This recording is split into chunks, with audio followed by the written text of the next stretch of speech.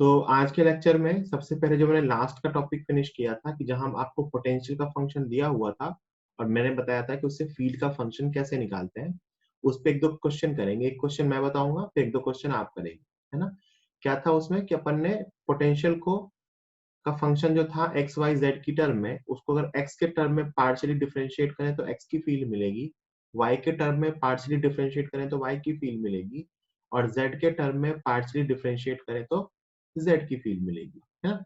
क्योंकि अपन ने कहा था कि electric field is defined as electric potential gradient of electric potential, मतलब कंसेप्ट के फॉर्म में सीखे तो कुछ ऐसा लिखा था अपन ने कि electric field vector is equal to minus del v upon del x I cap minus del v upon del y j cap minus del v upon del z k cap। ये पार्शियल डिफरेंशिएशन है। Partial differentiation का मतलब होता है कि मैं potential के function को, ध्यान से सुनना मेरी बात, जिसको नहीं आता है वो पार्शियल डेरिवेटिव का मतलब कि मैं अगर पोटेंशियल के फंक्शन को x के टर्म में डिफरेंशिएट करूंगा तो x will be treated as the constant and other will be treated as a variable। other मतलब y और z, और सॉरी x वेरिएबल होगा और y और z कांस्टेंट होगा। और जब मैं y के टर्म में डिफरेंशिएट करूंगा तो y वेरिएबल होगा, x और z कांस्टेंट होगा। और जब मैं z के टर्म में डिफरेंशिएट करूंगा तो z वेरिएबल होगा और x और y कांस्टेंट होगा। मतलब पार्शियल डेरिवेटिव का मतलब कहते हैं कि जिसके टर्म में डिफरेंशिएट कर रहे हैं सिर्फ वो वेरिएबल है, बाकी सब कांस्टेंट्स हैं। और कांस्टेंट्स की क्या प्रॉपर्टी होती है कि अगर वो मल्टीप्लिकेशन में है तो उसे हम बाहर ले आते हैं, और अगर वो ऐड हो रहा है, कांस्टेंट ऐड हो रहा होता है तो उसका डेरिवेटिव जीरो होता है ना। यहाँ से हम फील्ड का आई कंपोनेंट, जे कंपोनेंट और के कंपोनेंट कैलकुलेट करेंगे। माइनस का साइन भूलना मत, मतलब मैं यहाँ से कहूंगा अगर मुझे ई एक्स निकालना होगा, E x it will be minus del V upon del x i cap. Electric field का y component this is minus del V upon del y j cap, and electric field का z component equal to minus del V upon del z k cap. इसको लिखने की need नहीं है, आपने लिख रखा है इसको ऑलरेडी, है ना। ठीक, कई बार फील्ड का फंक्शन तीनों के साथ दिया होता है, कई बार फील्ड का फंक्शन एक के साथ दिया होता है। तो ऑब्वियस सी बात है, अगर फील्ड का फंक्शन सिर्फ x के साथ दिया है इसका मतलब v का फंक्शन, इसका मतलब फील्ड सिर्फ x में आएगी। सिर्फ y के साथ दिया है मतलब सिर्फ y में आएगी। सिर्फ z के साथ दिया है इसका मतलब सिर्फ z में आएगी, है ना। तो ये v के साथ रिलेशन है। यहाँ से ये भी समझ में आता है कि कल को अगर मान लो मैंने आपको इसको इस फॉर्म में भी बताया था कि अगर r के फॉर्म में दिया हो तो e वेक्टर को अपन ने लिखा था minus del V upon del R, और साथ में ये आर कैप में आएगा, आर के अलोंग, है ना। That is the unit vector along are direction. तो अगर मैं ई का आर के साथ प्लॉट बनाऊं, सॉरी वी का आर के साथ, ठीक, अगर वी आर का ग्राफ दिया हो कैसा भी, ऐसा ग्राफ दिया हो मतलब, तो इसका जो स्लोप होगा, स्लोप देखो ध्यान से, डीवी अपॉन डी आर, ये दिखाएगा माइनस ऑफ इलेक्ट्रिक फील्ड। ये क्या दिखाएगा? Minus of electric field. ये भी ध्यान रखेंगे कि अभी आपको वी आर ग्राफ का स्लोप दे दिया तो स्लोप का जो नेगेटिव होगा या उस वो जो स्लोप होगा वो क्या दिखाएगा? Minus of electric field. इसके एक दो क्वेश्चन आपको कहेंगे मॉड्यूल में मिलेंगे कि वी आर का ग्राफ दिया हुआ है, बताओ इस पॉइंट पे फील्ड क्या होगी।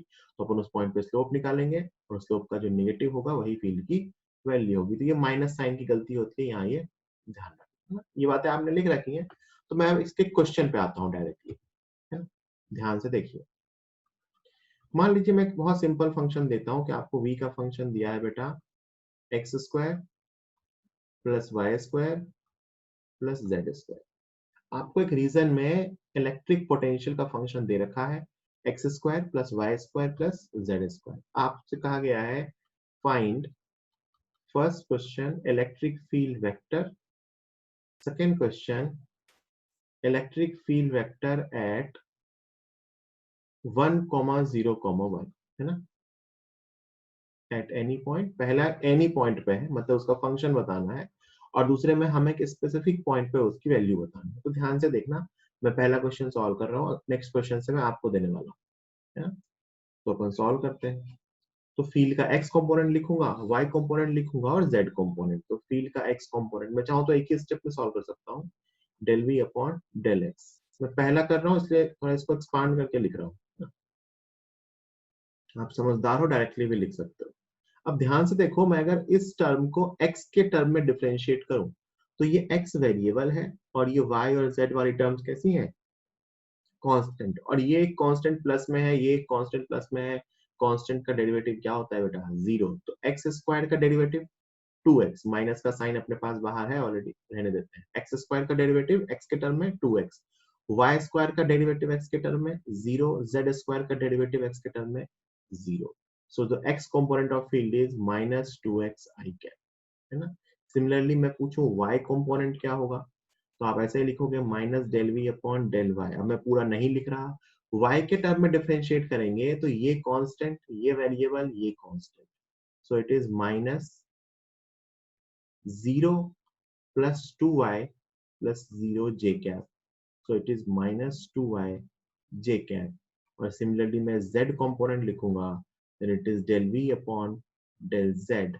वापस यहाँ पे फर्स्ट दो टर्म जीरो होगी, 0 प्लस 0 प्लस सेकेंड टर्म आएगी 2z k cap, so it is -2z k cap, है ना।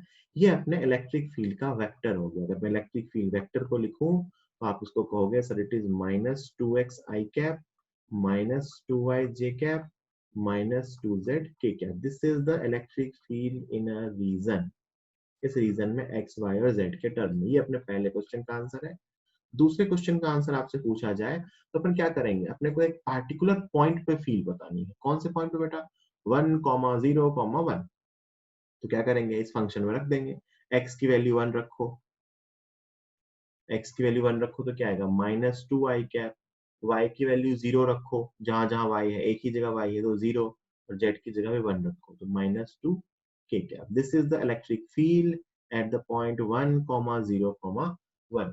तो अपन कैसे कैलकुलेट करेंगे, सबसे पहले जो पोटेंशियल का फंक्शन है उसको x, y और z के टर्म में पार्शियली डिफरेंशिएट करके इलेक्ट्रिक फील्ड का x, y और z कंपोनेंट कैलकुलेट करेंगे।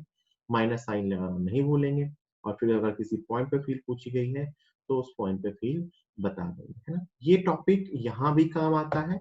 और वर्क पावर एनर्जी के चैप्टर में जब आप पोटेंशियल एनर्जी सीखोगे तो वहां भी आता है कि आपको पोटेंशियल एनर्जी का फंक्शन दिया होता है और आपको उसकी हेल्प से फोर्स बताना होता है, कंजर्वेटिव फोर्स। एक ही बात है, पोटेंशियल एनर्जी से फोर्स बताना या इलेक्ट्रिक पोटेंशियल से फील्ड बताना, है ना। ठीक, तो अब जल्दी से इसको नोट कीजिए, फिर मैं नेक्स्ट क्वेश्चन आपको दूंगा। नेक्स्ट क्वेश्चन मैं आपके लिए दे रहा हूं।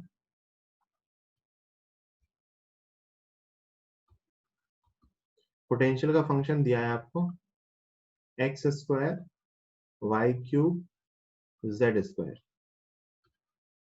Find electric field vector. Vector form में फील्ड बतानी है। X square Y cube Z square दे रखा है, वेक्टर फॉर्म में फील्ड बतानी है। आंसर को चैट बॉक्स में लिखने की नीड नहीं है, आप अपनी कॉपी पे लिख के रखिए ध्यान से, फिर मैं लिखूंगा तो आप उसको चेक कर लेना।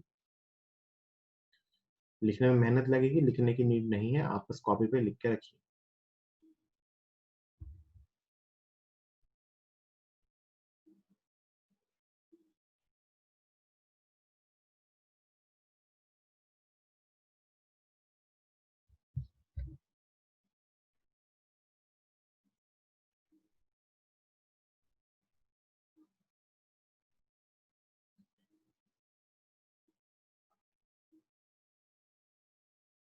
हाँ हाँ, देख लेंगे देख लेंगे, इसमें दिक्कत है क्या तुझे? हाँ, देख लेंगे, ध्यान है मुझे। मुझे टाइम नहीं मिला, मैंने उसको 100% एक्सप्लोर नहीं किया है ना। डाउनलोड कर रखा है मैंने, इंस्टॉल करके, है ना? ठीक, चलो चलो भाई, अब सॉल्व कर लेते हैं इसको।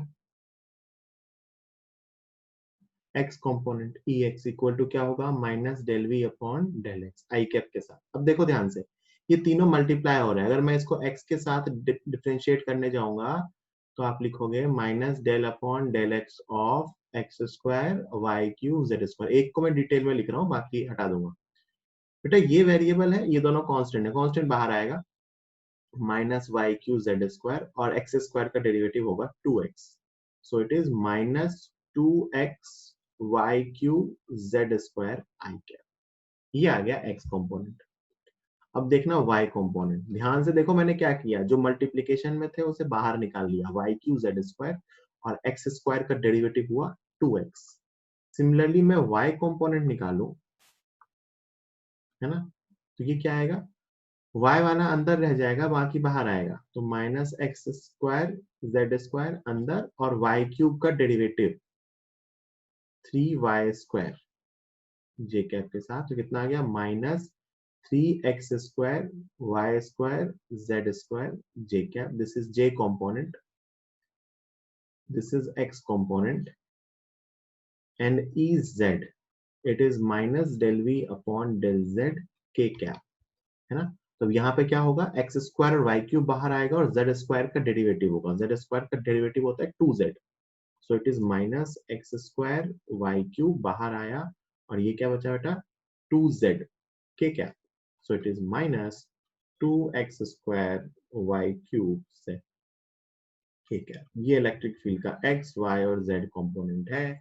इसमें आपको किसी पॉइंट पे फील्ड पूछी जाए तो वो पॉइंट पे भी फील्ड बता सकते हैं। सच सच बताना कितने लोगों का आंसर सही आ गया था,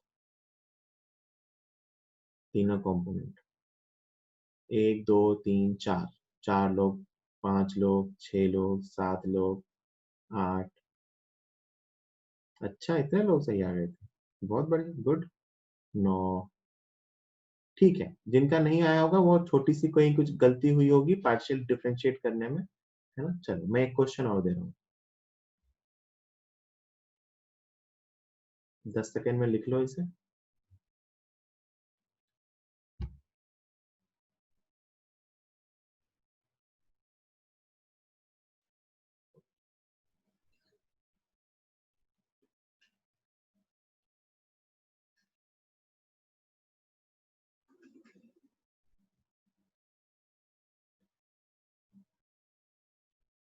ठीक, अभी मैंने क्या किया था, पहले क्वेश्चन में सिर्फ ऐड करके दिया था, इसमें सिर्फ मल्टीप्लाई करके दिया। अब मैं क्या करूंगा, दोनों का कॉम्बिनेशन दे देता हूँ। ये पोटेंशियल का फंक्शन है x square Y plus Y Z plus x Y Z Q, ये आपसे पूछी गई है, find first question electric field vector at X comma Y comma Z. दूसरा क्वेश्चन आपसे पूछा गया है electric field vector eight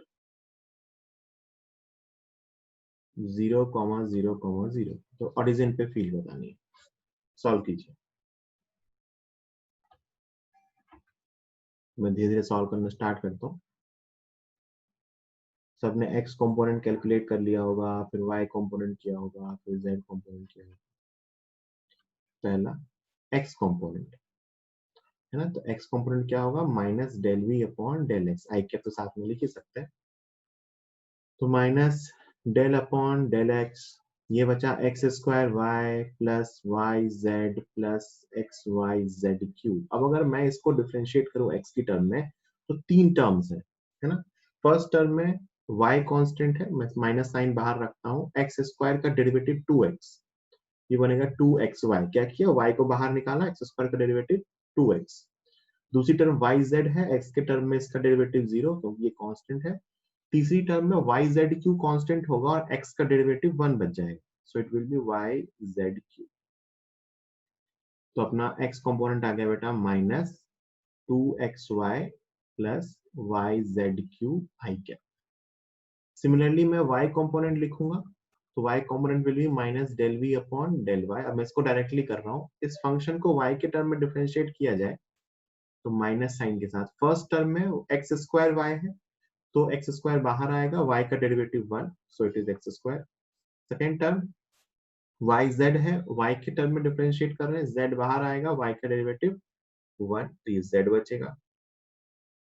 third term में एक्स वाई जेड क्यू है, एक्स जेड क्यू बाहर आएगा, y का डेरिवेटिव 1, तो एक्स जेड क्यूब बचा, है ना, ये जे कैप के साथ। और थर्ड टर्म है minus del V upon del Z, है ना, माइनस, फिर z के टर्म में करेंगे, पहला टर्म एक्स स्क्वायर वाई है, z के टर्म में डेरिवेटिव 0, दूसरा टर्म वाई जेड है, तो z क्योंकि इसमें प्रेजेंट है तो y बाहर आएगा तो y बच जाएगा। और तीसरा एक्स वाई जेड क्यू, तो z q is variable, x y is constant, x z q का डेरिवेटिव आएगा 3z², so it is 3xyz², ठीक है। So it is minus y plus 3xyz², ठीक है। ये अपने पास इलेक्ट्रिक फील्ड का x component, z component, y component और x कंपोनेंट आ गया। अब दूसरे क्वेश्चन यहाँ बहुत ही सिंपल था, अगर मैं x y z 0 रखूं तो x कंपोनेंट भी 0 हो जाएगा, y कंपोनेंट भी 0 आ जाएगा और z कंपोनेंट भी 0 हो जाएगा, सो इट इज 0, है ना। ध्यान रखना हमेशा 0 हो ये जरूरी नहीं है, हो सकता है ऐसा कुछ बन रहा होता, यहाँ कोई कांस्टेंट बन जाता या यहाँ कोई कांस्टेंट बन जाता, है ना, तो उस टर्म में ये 0 नहीं आ रहा होता, है ना। ऐसा तो ये ऐसा याद नहीं रखना है कि 0,0 पे हमेशा फील्ड 0 ही आएगी, नहीं, उसको अपने को सॉल्व करके ही देखना पड़ेगा कि 0 आ रही है या नहीं आ रही है। किसी को कोई डाउट है क्या? किसी को कोई डाउट है क्या? सर हाँ बेटा। सर आपने जो बोला x की वैल्यू, तो उसको x की वैल्यू आई कैप में बस रखना कि मतलब सब में रखना?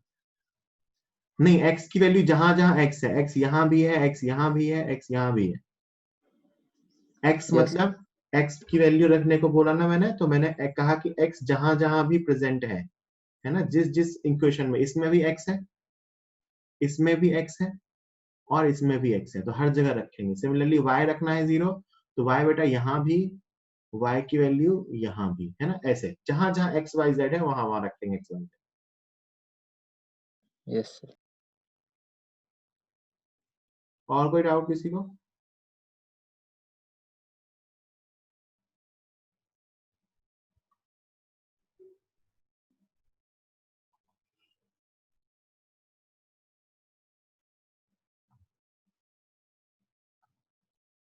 है ना, आई होप सबने ये लिख लिया होगा। तो अपन अगले पेज पे चलते हैं। ये है सेल्फ एनर्जी।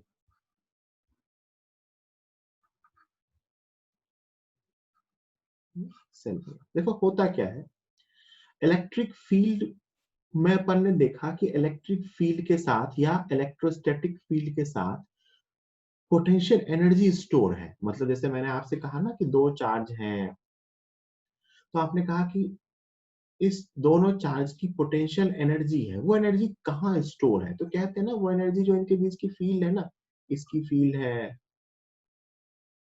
इसकी फील्ड है ना, वो एनर्जी इसी फील्ड लाइंस के फॉर्म में स्टोर है, वो प्रेशर एनर्जी के फॉर्म में रहता है। वो अपन जब कैपेसिटर में जाएंगे तो और सीखेंगे, बाकी वो एक तरह से फील्ड लाइन एक दूसरे पे प्रेशर एक्सर्ट करती है, तो वो इस ईएम फील्ड में वो प्रेशर एनर्जी के फॉर्म में रहता है ना। अभी अपन ऐसा ध्यान रख सकते हैं कि जहां जहां इलेक्ट्रिक फील्ड होती है वहां वहां एनर्जी होती है ना। और मैं कैपेसिटर में प्रूव करूंगा एनर्जी डेंसिटी आएगी, है ना, energy density in electric field. Electric field की जो एनर्जी डेंसिटी होती है, एनर्जी डेंसिटी मतलब energy per unit volume, per unit volume कितनी एनर्जी स्टोर है, तो उसको सॉल्व करके देखना बेटा आएगा half epsilon nought E square, है ना। अभी चाहो तो इसको साइड में लिख लो कि जहां जहां फील्ड होती है वहां वहां एनर्जी स्टोर होती है प्रेशर एनर्जी के फॉर्म में, और ये एनर्जी डेंसिटी आती है half epsilon nought E square. अपन कैपेसिटर का एग्जांपल लेके इसको प्रूव करेंगे, और ये हर जगह के लिए सही है। मेनली ये ईएम वेव के थ्रू आता है, ईएम वेव में भी इसको स्टडी करते हैं, बट अभी आप ये लिख लो कि जहां जहां फील्ड है, साइड में कहीं लिख लो, सेल्फ एनर्जी अपना टॉपिक है, साइड में लिख लो कि जहां जहां फील्ड है वहां वहां एनर्जी होती है, और जो एनर्जी डेंसिटी है that is half epsilon nought E square. किसी भी रीजन में, किसी भी इलेक्ट्रिक फील्ड में एनर्जी डेंसिटी को अपन half epsilon nought E square लिख सकते हैं। ये साइड वाला जल्दी से लिख लो, मैं इसको हटा दूंगा। कोई भी हो, मतलब रिंग की एनर्जी हो, स्फेयर हो, जहां जहां उसमें फील्ड होगी वहां वहां एनर्जी स्टोर्ड है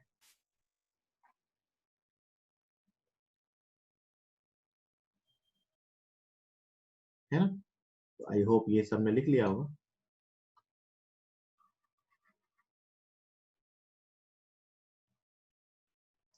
तो अब मैं इसकी सेल्फ एनर्जी की बात करता हूँ। अच्छा, सेल्फ एनर्जी के पहले ऑरिजिन समझते हैं कि सेल्फ एनर्जी आ कहाँ से रही है।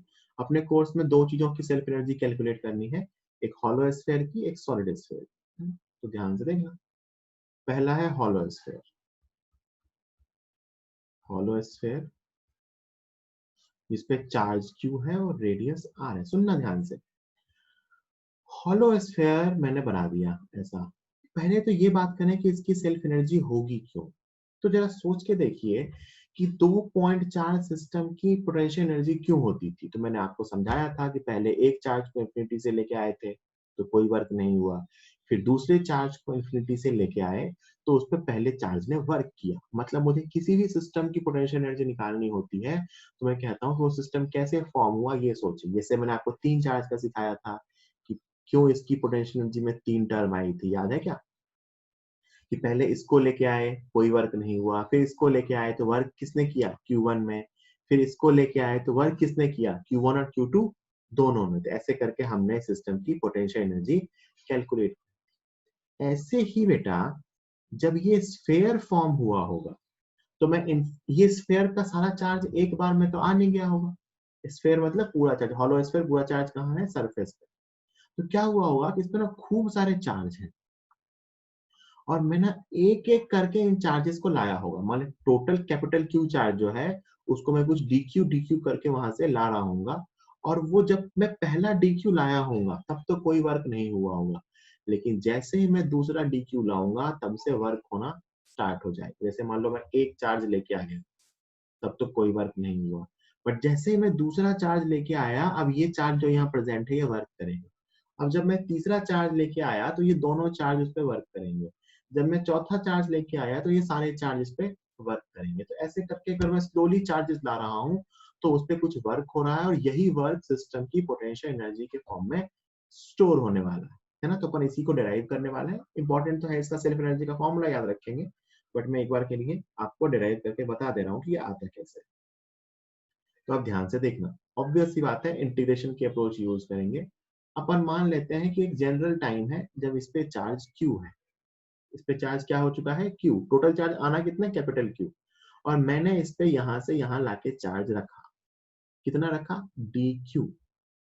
कितना चार्ज रखा? dq। अभी इस स्फीयर पे चार्ज है कितना? स्मॉल q, और मैंने इस पे एक्स्ट्रा चार्ज ऐड किया कितना? dq। तो मैं देखता हूं कि पोटेंशियल एनर्जी में चेंज कितना हुआ है ना। या मैं कहूँ तो dw, किसका? एक्सटर्नल का। और यही कहा जाएगा? चेंज इन पोटेंशियल एनर्जी में। भाई इस dq चार्ज को रखने में एक्सटर्नल एजेंट को जो एक्स्ट्रा वर्क करना पड़ेगा वही वर्क पोटेंशियल एनर्जी को इंक्रीज करेगा। d इज इक्वल टू इसका पोटेंशियल, अभी इसके सरफेस का पोटेंशियल, अगर इस पे q चार्ज है तो इसके सरफेस का पोटेंशियल मैं क्या लिख सकता हूँ बेटा? KQ/R। अगर एक गोले पे q चार्ज होता है तो उसके सरफेस का पोटेंशियल क्या होता है? KQ/R। v surface. और कहां से ला रहे हैं? इन्फिनिटी से, तो वहां का पोटेंशियल क्या होगा? 0। तो मैं इसको लिखूंगा dq into V final minus V initial. ये तो वही फॉर्मूला है ना कि du कैसे निकालते हैं? Change in potential energy equal to q into V final minus V initial. So it is dq। V final कहाँ आ गए बेटा? KQ/R पे। वी इनिशियल कहाँ से लाए हैं? इन्फिनिटी से, तो ये 0। तो जो du आया, small change in potential energy, वो आया बेटा KQ/dq/R। कितना आया? KQ/dq/R। तो अगर मैं टोटल u निकालूं तो आप कहोगे सर इसको इंटीग्रेट कर देंगे, KQ/dq/R। q की लिमिट 0 से कैपिटल Q तक, और ये इंटीग्रेट होके आएगा KQ² अपॉन 2R। और ये एनर्जी कहाँ यूज हुई है? इस पूरे स्फेयर को बनाने में, Q चार्ज वाले स्फेयर को बनाने में ये एनर्जी यूज हुई है। तो इसे कहते हैं self energy of hollow sphere. Self energy of hollow sphere. मतलब कल को हमें कहा जाए कि हॉलो स्फेयर पे चार्ज Q है तो बताओ इसकी सेल्फ एनर्जी क्या होगी? तो आंसर आएगा KQ² अपॉन 2R। और ये एनर्जी कहाँ स्टोर है? तो मैं एक बार वापस बता रहा हूँ, जहां जहां फील्ड है वहां वहां ये एनर्जी है। अंदर फील्ड 0 होती है। अगर मान लो मैं कहूँ कि इस पे पॉजिटिव चार्ज है तो इसकी फील्ड कहाँ से कहाँ तक होगी बेटा? तो आप कहोगे सरफेस से लेके इंफिनिटी तक। कहाँ से कहाँ होगी? सरफेस से लेके इंफिनिटी तक। तो this energy is spread from surface to infinity. ये एनर्जी कहां से कहां तक स्टोर है? जहां जहां फील्ड है वहां वहां एनर्जी है। फील्ड कहाँ कहाँ है? सरफेस से लेके इंफिनिटी तक। तो ये एनर्जी भी कहाँ कहाँ है? सरफेस से लेके इंफिनिटी तक। अंदर कोई एनर्जी स्टोर नहीं है। किसमें? हॉलो स्फीयर में। हॉलो स्फीयर की बात कर रहे हैं। हॉलो स्फीयर में अंदर फील्ड जीरो, तो अंदर कोई एनर्जी भी नहीं है। फील्ड कहाँ से है? सरफेस से बाहर, तो एनर्जी भी कहाँ से कहाँ तक होगी? सरफेस से बाहर। जल्दी से इसको नोट कीजिए, फिर अपन सॉलिड स्फीयर पे आएंगे। क्योंकि क्या आती है? 3/5 KQ स्क्वायर अपॉन 2R। तो इसको मैं लिख सकता हूँ U inside plus U outside का सम, है ना। ये डेरिवेशन होमवर्क में आप खुद से करेंगे। अच्छा, मेरी बात ध्यान से सुनना। आउटसाइड फील्ड जैसी हॉलो की होती है वैसे ही सॉलिड की होती है। मानते हो सब लोग क्या? मैं अगर एक Q चार्ज और R रेडियस वाला स्फीयर मानूं, तो चाहे वो हॉलो स्फीयर हो या चाहे वो सॉलिड स्फीयर हो, बाहर की फील्ड दोनों की एक जैसी आती है। तो अगर बाहर की फील्ड दोनों की एक जैसी आती है तो बाहर वाली एनर्जी भी दोनों की एक जैसी होगी। और उसमें बाहर एनर्जी कितनी थी? KQ²/2R। तो यहाँ भी बाहर एनर्जी तो उतनी होने वाली है ना। तो it is same as hollow sphere. क्यों सेम है? क्योंकि सब कुछ ही सेम होता है भाई। फील्ड, मैंने कहा कि वो एनर्जी फील्ड के फॉर्म में है, तो अगर फील्ड का वेरिएशन सेम है तो एनर्जी भी सेम होगी। तो एक तो अपने को ये याद रखना है ना। फिर मैं यहां से कहूंगा कि U इनसाइड क्या होगा? अंदर कितनी एनर्जी स्टोर? तो आपको obviously it is 3/5 KQ² upon R minus U outside. और U आउटसाइड की वैल्यू रख दो 3/5 KQ² bye R minus KQ²/2R। इसको एलसीएम लोगे तो ये 10R बचेगा, तो 6 और कितना बचा? 5 1। तो शायद ये KQ²/10R आ रहा है। देख लो एक बार, चेक कर लो। 6 और 5, हाँ, KQ²/10R। ये एनर्जी अंदर स्टोर है। कहाँ स्टोर है? अंदर। ये एनर्जी बाहर स्टोर है।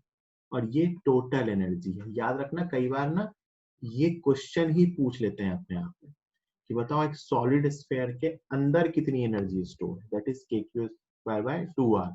और एक सॉलिड स्फीयर की सेल्फ एनर्जी टोटल क्या होती है? That is 3/5 KQ²/R। अब एक बहुत बड़ा कंफ्यूजन होगा जब तुम जीवन में आगे जाओगे। जब तुम रोटेशन का चैप्टर सीखोगे ना, याद रखना मेरी बात, तो वहां पे सॉलिड स्फीयर का मोमेंट ऑफ इनर्शिया सीखते हैं। वो फॉर्मूला होता है 2/5 mr², है ना। और ये है 3/5 KQ²। पलट मत देना, जब तुम मेंस का एग्जाम देने जाओगे तो तुम पूरा कोर्स पढ़ के जाओगे दोनों साल का, है ना। तो सॉलिड स्फीयर में एक टर्म यहाँ आ रही है 3/5, और मोमेंट ऑफ इनर्शिया में आता है 2/5। बहुत सारे बच्चे इस सबको मिक्स कर देते हैं। बहुत सारे को ये याद रहता है कि दोनों सेम होता है। बहुत यहाँ 2/5 लिखते हैं, वहां 3/5 लिखते हैं। इसको याद रहने रखने की मैं एक ट्रिक बता रहा हूँ। यहाँ 3/5 होता है, याद रखने की ट्रिक। यहाँ जो भी होगा ना नंबर, वो 1/2 से ज्यादा होगा, क्योंकि टोटल जो है वो 1/KQ²/2R से ज्यादा है। तो अगर आप 2/5 लोगे तो 2/5 1/2 से कम है, वो 0.4 है, और ये 0.6 है। इसका मतलब यहाँ 3/5 होगा। ये बात समझ में आई मैंने क्या बताया? मैंने कहा this 3/5 KQ²/R is sum of internal plus external. और एक्सटर्नल में ही 0.5 की टर्म आ रही है, मतलब यहाँ जो कोफिशिएंट आएगा वो 0.5 से ज्यादा होगा। इसका मतलब कभी अगर डाउट आ जाए जब आप मेंस का एग्जाम दे रहे होगे, तो ये ऐसे करके आप उसको अपने डाउट को सॉल्व कर सकते हो, है ना। समझ में आ रही है कि तुम्हें अगर तब कंफ्यूजन ही हो जाए कि अब तो याद ही नहीं आ रहा कि 2 था या 3 था, तो ऐसे उसको ना जस्टिफाई कर सकते हो कि अच्छा ऐसे सोच लें कि 0.5 से तो ज्यादा ही होगा, इसका मतलब 3/5 ही होगा। ठीक है, जल्दी से लिख लो, इसका प्रूफ एक बार हुआ। अब अपन आगे चलते हैं, या एक क्वेश्चन करवा देते हैं। चलो सुनो ध्यान से, एक क्वेश्चन कर लेते हैं। दो कॉन्सेंट्रिक स्फेयर्स हैं, ये Q1, ये Q2, इसकी रेडियस R1, इसकी रेडियस r2। ये क्या है? 2 कॉन्सेंट्रिक हॉलो स्फीयर्स। ध्यान से सुनना मेरी बात। मैं आपसे कहूं find total energy of this system. क्या कहूं? Total energy of this system. इस सिस्टम की टोटल एनर्जी बताओ। अब ध्यान से सुनना मैं क्या लिख रहा हूं। तो मैं लिखूंगा बेटा ये इनका यू टोटल क्या होगा। सुनो ध्यान से। एक तो 1 की सेल्फ एनर्जी, दूसरा 2 की सेल्फ एनर्जी, दोनों की अपनी अपनी सेल्फ एनर्जी, दोनों के फॉर्म बनने में हुए होंगे, और तीसरा 1 और 2 की इंटरेक्शन एनर्जी, जो अभी से पहले सीख रहे थे ना, कि 1 के कारण 2 के कारण 1 का पोटेंशियल होगा और उसके कारण उनकी एनर्जी होगी। तो 1 और 2 के आप जैसे Q1 Q2 की होती थी K Q1 Q2 by R वहां पहले, वैसे ही एक के कारण दूसरे की कैसे लिखेंगे? तो एक के कारण दूसरे का पोटेंशियल इनटू उसका चार्ज। तो मैंने 2 टर्म शुरू वाली भी एक्स्ट्रा पढ़ाई है। तो टोटल एनर्जी क्या होगी? इसकी सेल्फ एनर्जी प्लस इसकी सेल्फ एनर्जी प्लस इसकी इंटरेक्शन एनर्जी। पहले की self energy K Q1 square upon 2 R1, दूसरे की self energy K Q2 square upon 2 R2 plus, अब देखो मैं लिख रहा हूँ इंटरेक्शन एनर्जी, कैसे भी लिख लो, एक के कारण पोटेंशियल प्लस दूसरे का चार्ज। तो मैं क्या करता हूँ कि Q1 अंदर वाला चार्ज मल्टीप्लाइड बाय अंदर वाले पे बाहर वाले का पोटेंशियल। बाहर वाले का पोटेंशियल लिखूंगा अंदर, तो ये लिखूंगा, ये क्या है? अंदर वाले का चार्ज, और ये क्या लिखा मैंने? बाहर वाले स्फीयर के कारण अंदर वाले का potential K Q2 by R, है ना। अच्छा, 2 बार नहीं लिखेंगे, इन दोनों की इंटरेक्शन एक ही है, एक ही इंटरेक्शन हो। तो बस ये रहा answer. Answer is K Q1 square upon 2R plus K Q2 square upon 2R2 plus K Q1 Q2 upon R2. This is the total energy of the system, which is the sum of self energy and interaction energy. Interaction energy बेटा मैंने बिल्कुल वैसे ही लिखी है, Q into V, charge into potential. आप इसका उल्टा भी लिख सकते थे, आप इसको ऐसे भी लिख सकते थे, यहाँ Q2 लिखते, बाहर वाले का चार्ज। अब सोचो अंदर वाले के कारण बाहर का पोटेंशियल कितनी डिस्टेंस पे है? R2, तो पोटेंशियल क्या लिखते? K Q1 by R2 into Q2। देखो सेम आंसर आता है ना, क्योंकि ये इंटरेक्शन एनर्जी है। किसी एक का पोटेंशियल लिख के दूसरे कारण लिखोगे चार्ज तो भी सही आएगा, है ना। This is total energy of the system. तो ये अपना एनर्जी वाला पोर्शन अब पूरी तरह से कंप्लीट हुआ। अपने पास अभी टाइम है 20 मिनट, तो 20 मिनट में मैं आज का टॉपिक स्टार्ट करूंगा और इसके बेसिक बेसिक बताऊंगा। अगला टॉपिक है अपना इलेक्ट्रिक डाइपोल। ठीक, अभी तक अपन ने क्या सीखा है इस चैप्टर में? तो अभी तक अपन ने सीखा है डिफरेंट डिफरेंट सोर्स के कारण फील्ड, डिफरेंट डिफरेंट सोर्स कारण potential, potential energy, field potential के दूसरे में चेंज करना, ये सब बातें। अब ये इलेक्ट्रिक डाइपोल अलग से क्या आ गया? ये एक अलग से सोर्स है। जैसे आपने पॉइंट चार्ज, स्फीयर, रिंग, ये सब सीखा ना, उन सब की फील्ड निकाली, उन सब का पोटेंशियल निकाला, वैसे इसकी भी फील्ड और इसकी भी पोटेंशियल होता है। इसको अलग से क्यों पढ़ रहे हैं? क्योंकि ये अपने आप में बहुत इंपॉर्टेंट है, इसीलिए इसको सेपरेटली स्टडी करते हैं। तो डाइपोल को डिफाइन करते हैं कैसे, कि दो चार्ज एक दूसरे से बहुत कम डिस्टेंस पर रखे हों, माइनस क्यू और प्लस क्यू चार्ज एक दूसरे से मान लेते हैं डी डिस्टेंस पे रखे हुए हैं, तो कहते हैं कि ये डाइपोल बनाते हैं, है ना। Two equal and opposite point charges, दो equal opposite point charges kept at small separation पे रखे हो। जनरली डाइपोल स्मॉल सेपरेशन वाले को ही बोलते हैं, form a dipole, form a dipole, है ना। जैसे इसका एग्जांपल है ना, इसका एग्जांपल होता है बेटा मॉलिक्यूल्स के अंदर। मॉलिक्यूल्स दो टाइप के होते हैं। जो आप पोलर मॉलिक्यूल सुनते हो ना, पोलर मॉलिक्यूल, वो एक्चुअली डाइपोल ही है। उसमें भी याद करो, आप केमिस्ट्री में डाइपोल मोमेंट वगैरह निकालते हो, पोलर मॉलिक्यूल्स, उसमें क्या होता है, एक नेगेटिव चार्ज का सेंटर होता है, एक पॉजिटिव चार्ज का सेंटर, है ना। तो वहीं से डायपोल का कंसेप्ट आता है। ये डिस्टेंसेस जो होती है ना, ये इन जनरल एंगस्ट्रॉम के ऑर्डर की होती है ना। बट अपने फिजिक्स में जब अपन यहाँ सीख रहे होते हैं ना, तो कई बार आपको इन जनरल भी पूछ लेंगे, तो अपन बता देंगे। तो अपने को तो कहा गया कि -q और +q हो और उसके बीच की डिस्टेंस d हो, तो इसे अपन कहते हैं कि ये डायपोल बना रहे होते हैं, ठीक है। अब इसको रिप्रेजेंट करने के लिए एक टर्म आती है डायपोल मोमेंट। क्या आती है? Dipole moment. डायपोल को लिखते हैं, देखो अपने को तो अगर मान लो डायपोल वायपोल नहीं पता है, तो अपन तो कहेंगे कि अपने पास दो चार्ज का सिस्टम है, -q और +q, जिनके बीच की डिस्टेंस है d। तो d डिस्टेंस पे दो चार्ज है, अपन इसके कारण कहीं भी लिख के फील्ड बता सकते हैं, कहीं भी लिख के पोटेंशियल बता सकते हैं। चीजें थोड़ी सी मुश्किल हो जाएंगी, लेकिन बता जरूर सकते। लेकिन इसको सिंप्लीफाई करने के लिए इसको ना एक चीज से रिप्रेजेंट किया जाता है। इस दो चार्ज का डी डिस्टेंस का सिस्टम एक तीसरी क्वांटिटी से इसको रिप्रेजेंट करते हैं, जिसको ऐसे डायपोल मोमेंट लिखते हैं, और ये एक वेक्टर क्वांटिटी है ना। और वेक्टर क्वांटिटी है तो इसका मैग्नीट्यूड भी होगा और डायरेक्शन भी होगी।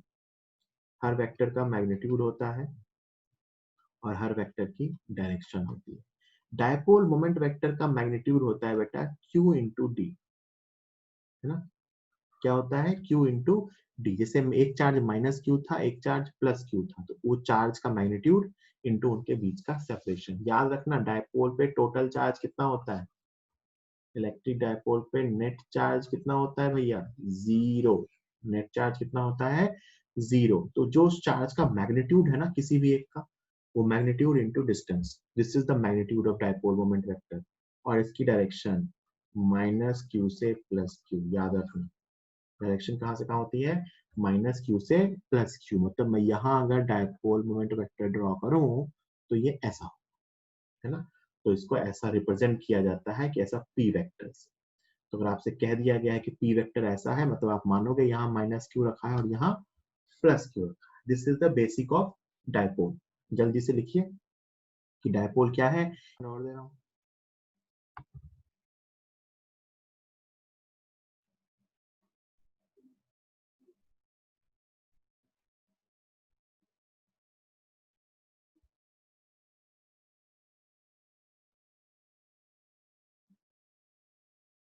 इक्वल ऑपोजिट चार्ज होने चाहिए डायपोल के लिए, -q +q, है ना। नेट चार्ज 0 होना चाहिए, तभी उसको डायपोल कहेंगे, अदरवाइज उसको डायपोल नहीं कहेंगे। और ये एक वेक्टर क्वांटिटी होती है डायपोल मोमेंट वेक्टर, जिसकी डायरेक्शन होती है -q से +q, और वैल्यू होती है डायपोल मोमेंट का मैग्नीट्यूड होता है q इंटू डी। ठीक है भाई, चलो अब इसके बारे में कुछ इंपॉर्टेंट बातें, है ना। एक तो वेक्टर है, ये आपको बता ही दिया। इसकी यूनिट, अगर मैं एसआई यूनिट की बात करूं, एसआई यूनिट, तो वो तो सोचो चार्ज इंटू डिस्टेंस है, तो वो क्या आएगा? Coulomb into metre. क्या आएगा? Coulomb into metre. बट इसकी एक प्रैक्टिकल यूनिट होती है, प्रैक्टिकल यूनिट, उसको ना ऐसे डीवाई लिखते हैं, ठीक है। और 1 Debye is 3.3 into 10⁻⁻30 coulomb into metre. 1 Debye is 3.3 into 10⁻⁻30 coulomb into metre. 1 Debye की डेफिनेशन क्या होती है?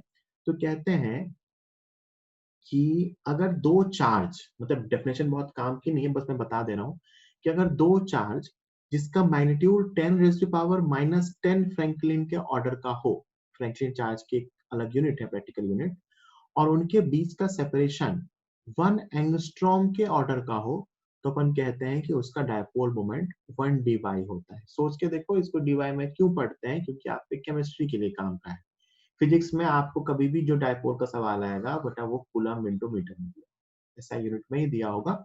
डी बाई में दिया हुआ तो आप उसे चेंज कर सकते हो। 1 Debye is equal to 3.3 into 10⁻⁻30 coulomb into metre. ये इसकी यूनिट है, ठीक। एक तो आप ये सीख गए। डायरेक्शन मैंने आपको बता ही दिया, -q से +q। ये एक सिंगल सिस्टम की तरह बिहेव करता है ना। it behaves as a single system. It behaves as a single system. दोनों चार्ज का सिस्टम जो है वो एक सिंगल सिस्टम की तरह बिहेव करता है. For calculation, all the distances are measured from center of dipole. है ना, सारी डिस्टेंसेस कहाँ से मेजर की जाती हैं? डायपोल के सेंटर से. मतलब अगर ये एक डायपोल है तो मैं डिस्टेंसेस यहां से मेजर करता हूँ फील्ड और पोटेंशियल के लिए. मतलब अगर ये पूरी डिस्टेंस को d माना है तो ये डिस्टेंस d/2 होगी और ये डिस्टेंस d/2 होगी. ये चार्ज -q है, ये चार्ज +q है. सिमेट्रिकली सारी डिस्टेंसेस कहाँ से मेजर की जाती हैं? इस पॉइंट से. इसको मान लो ऐसा कि ओरिजिन मान लो, है ना. कहाँ, किस चीज के लिए? कल को मैं फील्ड कैलकुलेट करूंगा डायपोल का पोटेंशियल कैलकुलेट करूंगा. तो आपको क्वेश्चन में सीधा कहा गया है कि the distance of the point from the dipole is this, that means it is the distance from the centre of dipole. है ना, इसको भी जल्दी से नोट कीजिए.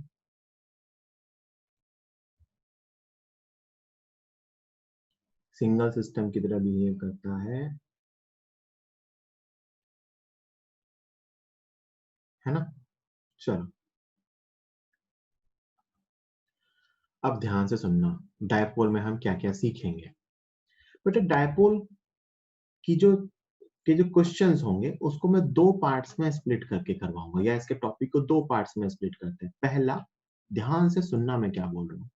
पहले पार्ट में मैं डायपोल के कारण फील्ड निकालूंगा और डायपोल के कारण पोटेंशियल निकालूंगा. मतलब डायपोल को एज अ सोर्स ट्रीट करूंगा और मैं उस सोर्स के कारण कहीं भी फील्ड कितनी होगी और उस सोर्स के कारण कहीं भी पोटेंशियल कितना होगा ये calculate. So in the first section dipole will be treated as a source. फिर मैं सेकंड पार्ट में आऊंगा इसके टॉपिक के, जिसमें मैं एक्सटर्नल फील्ड में डायपोल पे टॉर्क निकालूंगा और एक्सटर्नल फील्ड में डायपोल की पोटेंशियल एनर्जी निकालूंगा.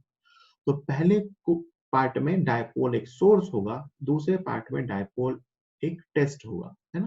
तो ध्यान से तुम सीखना. मैं पहला पार्ट स्टार्ट कर रहा हूं. Dipole as a source.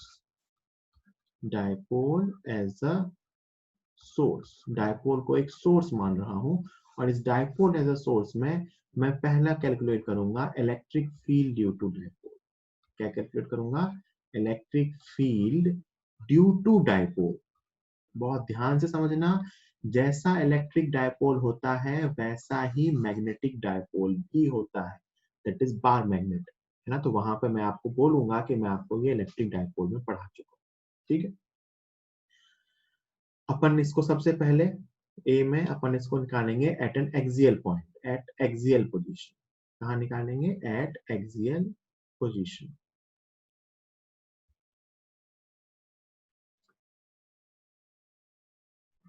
For very large distance. For very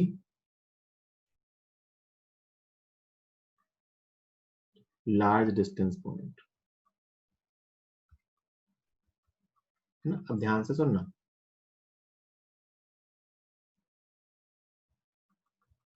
dipole की एक्सिस इसे बोलते हैं ना. एक्सिस मतलब ये आपका -q है, ये आपका +q है.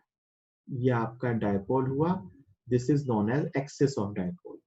है ना.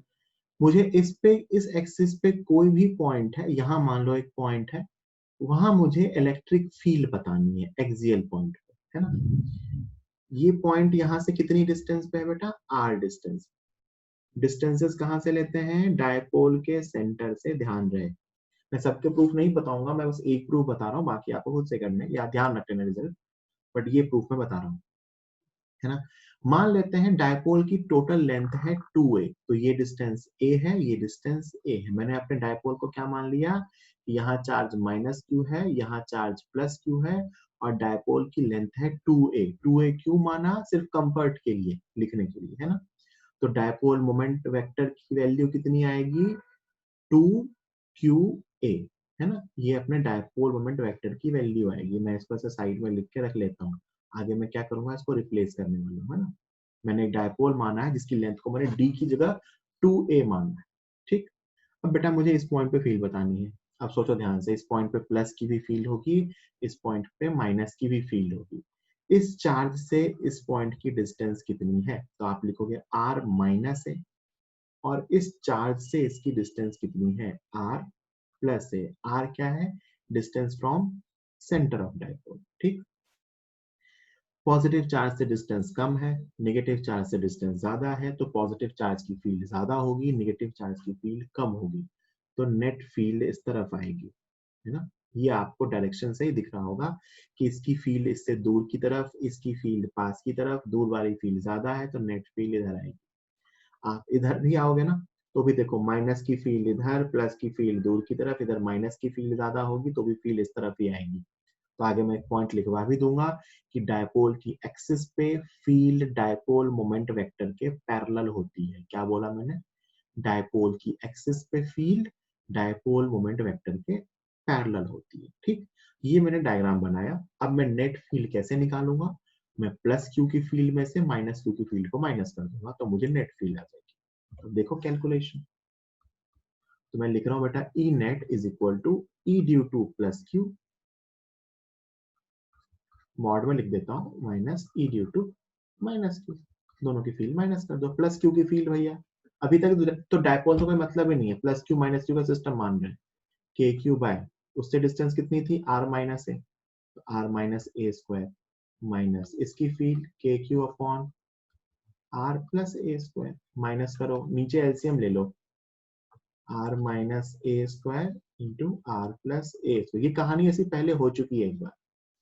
के क्यू कॉमन लोगे, r plus a square minus r minus a square जब करोगे ना बेटा, तो r square a square cancel होगा और ये बचेगा 4 आर ए। शायद आप कैलकुलेशन सोच पा रहे हो, इसको ओपन करके लिखूंगा, r square plus a square plus 2 r a minus r square plus a square minus 2 r a, तो दो टर्म कैंसिल होगी और ये बचने वाला है।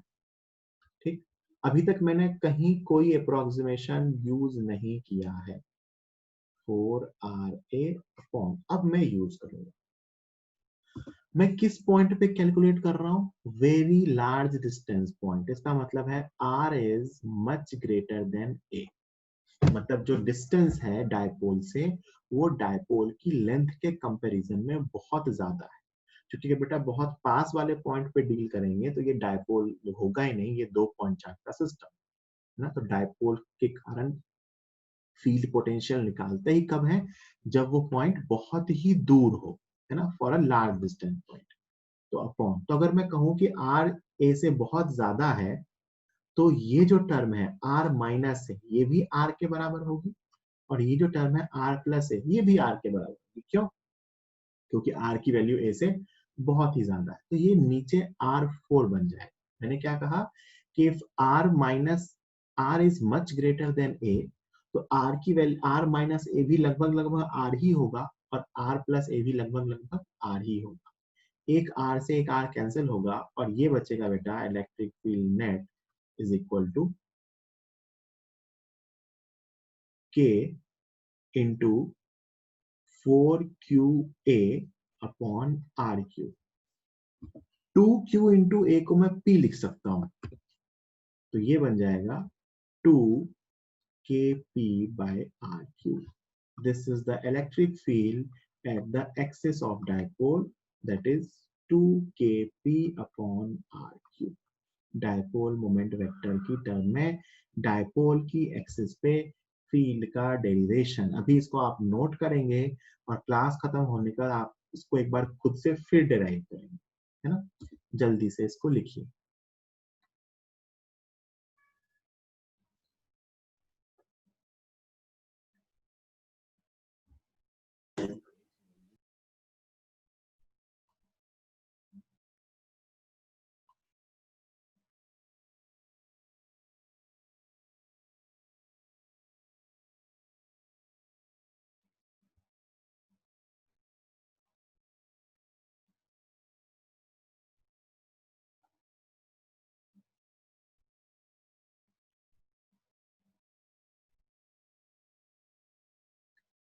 ठीक है, सर 2 स्टेप और बची है। लिख लो चलो।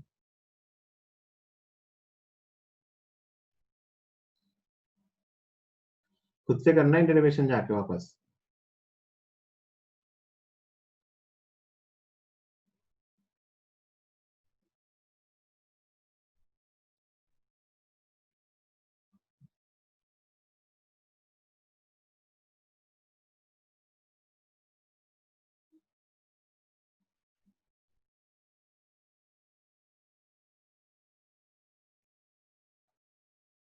ठीक, ओके, चलो अब मैं इसको ना एक साथ लिख रहा हूँ सबका फील्ड और पोटेंशियल कि बेटा ये एक डायपोल है ना, तो समरी लिख रहा हूँ फील्ड की। फिर एक चीज और बताऊंगा, तो ये इसकी एक्सिस कहलाती है और ये इसका इक्वेटर कहलाता है। इक्वेटर मतलब एक्सिस के परपेंडिकुलर मिड पॉइंट से पास होता हुआ, है ना। This is axis and this is equator. यहाँ चार्ज कैसा रखा हुआ है, -q, यहाँ चार्ज कैसा रखा हुआ है, +q। अगर कोई भी पॉइंट डायपोल की एक्सिस पे है तो उस पे फील्ड डायपोल मोमेंट वेक्टर के पैरेलल होती है। This is electric field at axis, this is electric field at axis, है ना। और इस फील्ड की वैल्यू मैंने कैलकुलेट करके बता दी, और अब मैं इसको वेक्टर फॉर्म में लिखूंगा तो मैं साथ में पी वेक्टर भी लिख दूंगा। तो electric field vector is 2kp/r3। This is the vector form, है ना। वेक्टर फॉर्म मैंने क्या किया, मुझे पता चल गया कि ये पी वेक्टर के पैरेलल आ रहा है, तो मैंने पी के ऊपर वेक्टर लिखा। अब इक्वेटर वाले पॉइंट पे मैं डिराइव नहीं कर रहा, बट आप डायरेक्शन तो सोच सकते हो। देखो ध्यान से, -q की फील्ड इस तरफ आएगी, +q की फील्ड इस तरफ आएगी, तो जो नेट फील्ड आएगी वो इधर आएगी। उस तरह नीचे पॉइंट लोगे तो -q की फील्ड इस तरफ, +q की फील्ड इस तरफ, नेट फील्ड इस तरफ। तो जो इक्वेटर पे नेट फील्ड आती है वो डायपोल के एंटी पैरेलल आती है ना। ई इक्वेटर, इक्वेटर मतलब परपेंडिकुलर लाइन पे, ये आता है माइनस, और इसकी आधी आती है। आधी कैसे आएगी वो आपको सॉल्व करना है, एक बार डिराइव करने की कोशिश करनी है ना। 2.4 सिस्टम की फील्ड यहाँ पे निकालना, इसकी ये फील्ड लिखना, ये फील्ड लिखना, कंपोनेंट करके उसकी नेट निकालना, -kp/r3, है ना। ये फील्ड मैग्नीट्यूड वाइज इसकी आधी है और एंटी पैरेलल, तो एक्सिस वाली फील्ड पैरेलल टू डायपोल होती है और इक्वेटर वाली फील्ड एंटी पैरेलल होती है। इसका डेरिवेशन में 0.4 सिस्टम की फील्ड आपको याद हो तो मैंने क्वेश्चन करवाया है बहुत पहले कि इस परपेंडिकुलर बाइसेक्टर पे इस सिस्टम की फील्ड निकालो। याद आ रहा है कूलम्स लॉ में, है ना, कि मैंने कहा था इस परपेंडिकुलर बाइसेक्टर पे फील्ड निकालो, तो बेटा वही क्वेश्चन है ना। तो इसको इसलिए कह रहा हूं आपको एक बार खुद से ट्राई, ठीक। ये क्वेश्चन अपन ने पहले कर रखा है। तो ये डायपोल की एक्सिस पे फील्ड है, डायपोल की इक्वेटर पे फील्ड है। डायपोल की एक्सिस पे फील्ड kp/2kp/r3, इक्वेटर पे फील्ड kp/r3, डायपोल की एक्सिस पे पैरेलल, इक्वेटर पे एंटी पैरेलल, और r डायपोल की लेंथ से बहुत ज्यादा है। This r is measured from this point, ये मैं पहले ही बता चुका हूँ। समरी वाले पेज को जल्दी से लिख लीजिए। आज का लेक्चर अपन यही फिनिश करते हैं, ऑलमोस्ट टाइम हो गया। एक इसमें बचा हुआ है एक जनरल पॉइंट पे फील्ड, फिर मैं डायपोल करंट पोटेंशियल पढ़ाऊंगा, तो ये डायपोल एज अ सोर्स खत्म हो जाएगा। फिर मैं एक्सटर्नल फील्ड में डायपोल को रखेंगे तो उस पर टॉर्क और पोटेंशियल एनर्जी क्या होगी वो सीखेंगे, है ना। तो आज का लेक्चर यहीं फिनिश हो जाएगा, तो जो लोग इसको लिख लें वो ब्रेक ले सकते हैं, ठीक है। Thank you.